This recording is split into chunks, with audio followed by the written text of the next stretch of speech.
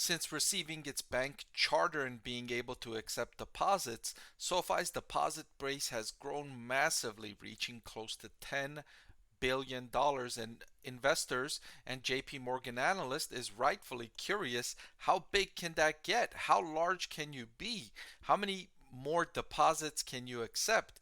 And CEO of SoFi answered that question, and I think that question and answer is really important for SoFi stock investors to get a grasp of. So let's dig deeper into that and let's look at how much bigger is SoFi's runway in terms of deposit growth. So CEO of SoFi saying, the thing that has been higher than I expected was the percent of new funded accounts that are direct deposit.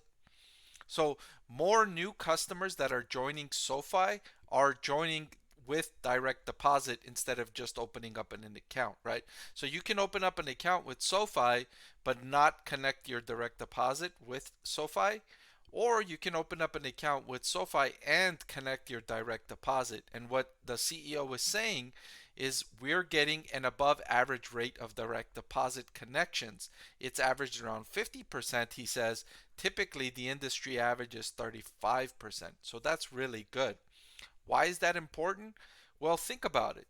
If you've got direct deposit in a bank, aren't you probably using that bank more often?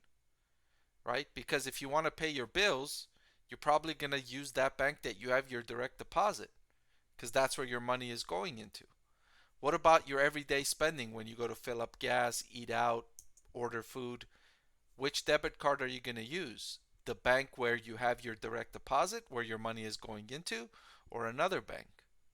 It's more likely to be the bank that you have your direct deposit. So that's been important. That's been a big tailwind for SoFi, and investors want to know how large can that get. The constraint there in terms of why there's a limit, why is there a limit to how large that can get? Well, the reason there's a limit for that for SoFi is because SoFi offers a very high percentage yield on that money coming in direct deposit, right? 4.2% as of the most recent update that they're offering folks to deposit money through direct deposit with SoFi Bank. So that 4.2% sets a limit to how big SoFi can get as long as it has that program in place, because the only way SoFi can profitably add customers at 4.2% is if they're using that money and investing it elsewhere at a higher rate than 4.2%. Does that make sense? So if they're paying you 4.2% on your money, that means SoFi needs to invest that money into something else at higher than 4.2% in order to make a profit. Otherwise, it doesn't make sense. It's not a profitable transaction and they can't continue growing, and therefore that program hits the ceiling and says, okay, we're ending the program, no more high yield offer.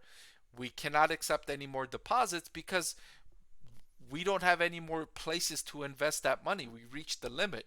We don't have demand for loans. We don't have demand for other investments. Interest rates have fallen, and so we can't do anything with the money, so we can't grow much larger. So that's why there is a limit. So in terms of how they think about it, they really start with the end goal, which they think drives shareholder value, which is which is the two ratios they consider: return on equity and return on invested capital. And what we want to drive is past 20% return on equity and 30% return on invested capital. So those are the metrics they're looking at. When they're getting money, they want to be able to invest that money and earn a 20% return on equity and over 30% on return on invested capital. If they can't find investments or uses of money that brings that type of return, then they can't continue accepting more deposits, because the more deposits they get without being able to allocate those monies, that's going to be a drag on the company's profitability, because they're paying you, the depositor, but they're not then using the money profitably. So for now, they think we can continue to grow the member base through checking and savings, which will grow deposit, and we could continue to deploy those deposits efficiently at this point in time. So for now, they're saying that they can continue to deploy those deposits efficiently, but the management did not give any long-term outlook in terms of how much longer they think they can grow, how many more billions of dollars they think they can um, add in terms of deposits in there. The current macroeconomic operating environment is favorable for SoFi Bank right now.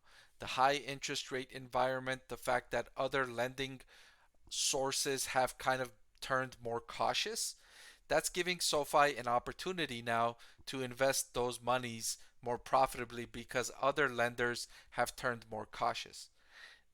That's not certain to be a long term thing, right? That could go on for several more quarters, but it's not certain for how much longer that can last.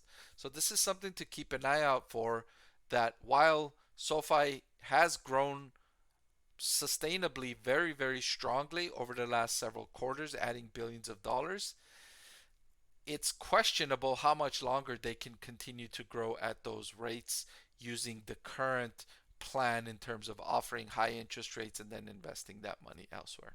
So for now, that that business model is safe. It's going and they feel like they have more runway to go. But in terms of the long-term potential of that, that remains to be seen. All right. So that's all I've got for this video. Thank you so much for watching. I want to thank the Motley Fool for sponsoring this video. Visit fool.com/Parkev for the 10 best stocks to buy now.